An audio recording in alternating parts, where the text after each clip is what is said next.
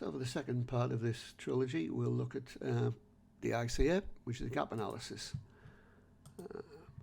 Okay, I'll talk about what gap analysis is and look at various other things. Starts out on a stage gate process, which we're in the foothills of.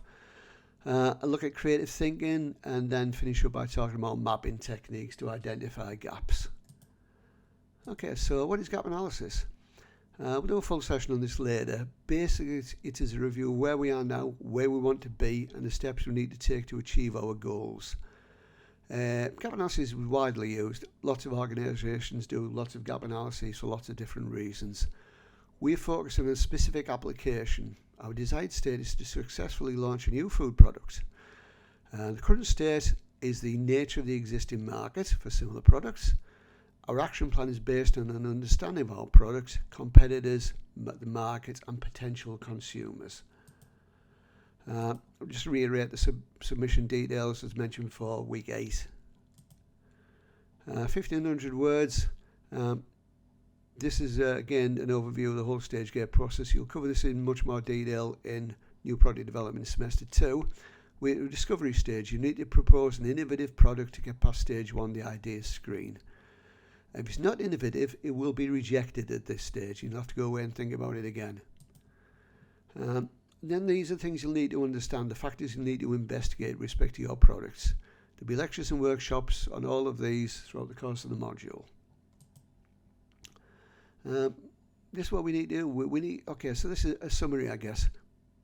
Come up with an innovative product. Do a gap analysis. Decide which segments of the market to target. And then we'll need to know things like the market size through promotion and pricing retailers. And we'll also do quite a lot of specific product research, or product-specific research rather. Later in the module, we'll review a range of tools to help you understand the market. So don't just worry yet if you don't know what a VOC is, let alone a Pew matrix. To get you started, you should look at the 2 Mintel resources linked here from the images in this slide, or the connections in the which will appear in the SWE as well. Mintel GNDP is about new products in food. It's a really great new resource.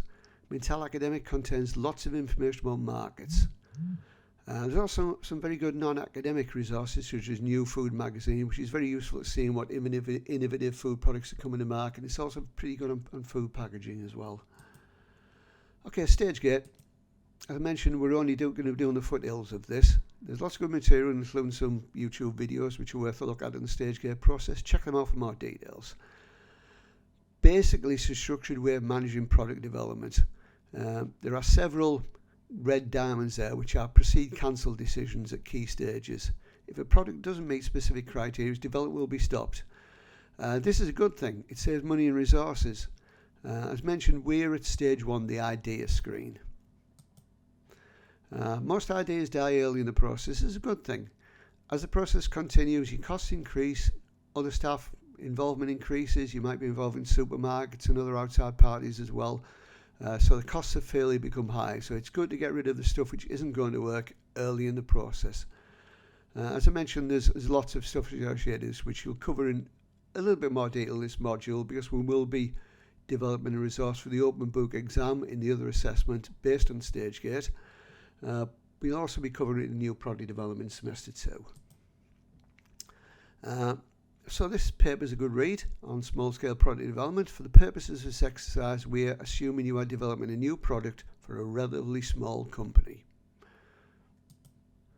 So innovation. This is what you're up against. Panic buying aside, there are no gaps in supermarket shelves. Your new product will need to replace an existing one. Now, supermarkets aren't the only sort of venues either. We've got some really great examples of our food students launching successful businesses, or a couple of them, which we'll talk about to you during the module. And I've already flagged up Jodie's Muesli business, and another student has developed a range of products for sports, for athletes. So it's not just the supermarkets. Could be talking about marketing directly in the internet. Maybe using Amazon to market your products. There's lots of things you could potentially do. Of course, if you go into somewhere like an environment like Amazon, you're going to have immediately a large number of other products which are going to be very similar. So this will be something to think about. product development in the food industry is very much team-based. If you go into this profession, you'll probably find yourself in several teams, one of which you may well be leading. It's not unusual for people joining the industry to be put in that sort of position. Now it's the food industry, but that's quite similar to the model found in public health teams. In both cases, employers want innovative team players, and this module will give you good evidence of that. After your background readings, you should have a good knowledge of the market and you're more to develop a new product. So over to you. The rules are, it's often said there aren't any rules. There are rules. Don't stop at your first idea. Think about related products. Maybe come up with something totally new. There are no bad ideas at this stage. We'll decide if they're completely ridiculous in discussion. Make a list, put it away for a few days, look at it again, talk about it with other people, talk about it in the module. Come up with some good innovative ideas. Okay, so here's a little exercise for you to do. What are the attributes of a donut? What are the characteristics to define a donut? So stop the video or don't advance the slides and have a little think about what defines a donut. So I'm going to pause, I'm going to take a breath while you're not advancing the video, and I'll be back in a second. Okay, I'm back. Here's my sort of attempt at this through a mind map. Obviously, preparation's a big one. Deep fried. There may be another way to do it. You maybe find another way to make donuts, which would reduce the caloric value certainly. Then there's things like the hole size and the ring size, nutrition, the coating. Here's my analysis. Yours may be different. And think about this sort of approach to your product. What actually happens is that people tend to pick two key attributes. So have a think about what are the most important donut attributes we might want to change to make a better product, by whatever we mean by better. It could be more healthy. It could be costing us less to make. This is starting to drill down a bit into our understanding of products and will lead to concepts of perceptual and objective mapping, which we'll finish out this particular lecture by talking about, but I will do other resources on them as well. So perceptual mapping. Here's a perceptual map. Now if you look at this, you see it's got two axes. The y-axis goes from high in caffeine at the top to low in caffeine at the bottom, and the x-axis goes from low in sugar to high in sugar. And what's happened is consumers have placed different products in different parts of the map, either by using a physical map, perhaps a piece of paper, or doing something like at scale, based on their perception of the product. So there's a big cluster of products that are relatively high in caffeine, relatively low in sugar. There's also a big gap of products that are both low in caffeine and sugar. Now, that's probably because the market needed more investigation. I just stole this image from the internet, rather than there being a real gap. And that's a lesson there. You can't just base your perceptual mapping on a handful of products. You need to do a serious, detailed review of what's in the market. And then maybe we'll think about getting some other people some other students, perhaps other students in the group, to have a look at them and come up with some suggestions about where they think subjectively these things are going to be on your perceptual map. There's an Excel tool for doing this, which I will do a video on in a short while. Here's some of the examples from last year for the axes, the Y and X axes. So one, energy v cost is one that came up quite a lot. Fibre versus energy. Shelf life versus energy use for low alcohol beer. Flavour complexity versus energy use for ice cream, so plain ice cream versus more complicated ones. Cost versus availability both for cultured meat versus traditionally grown meat. What you do will of course depend on what your particular product is. So a perceptual map. A perceptual map is a visual representation about perceptions of products and brands. Participants are asked to place items either on a two-dimensional grid describing two attributes such as cost versus caloric value, or rank items, perhaps using a Likert scale. They can help you understand the perceptions of customers or potential customers with a particular product or brand, and they can be used to identify gaps in the market which may be suitable for you, new products, which is what you're going to be doing here.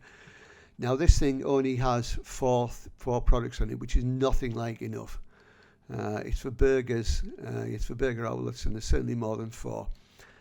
So links there will take you to a good resource, which I've based my spreadsheet on, but my spreadsheet's a little, slightly less complicated than the original one, but it's well worth having a look at this.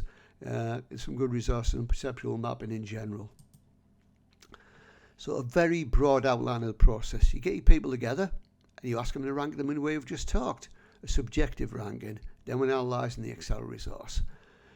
As I say, which more when I do a video on using that resource. Then we can do objective mapping, which is again another form of attribute analysis, but it's based on objective data. So the one I've done there is based, I think, on the energy content of yogurts as opposed to the protein content. Now this is taken from the nutritional information, so this is objective information, not subjective information. So growing this may help you identify gaps in the market and also may help identify gaps in consumer perception as well. So if consumers don't realise, aren't drifting towards something which you think is important, this may help you identify that. Again, a very broad outline of the process. We'll talk about this in workshops and various other things. Get detailed product information, rank them, analysing the Excel resource, of which more in a little while. Okay, thanks for listening. Bye-bye. When I find well, my mouse is gone. There it is.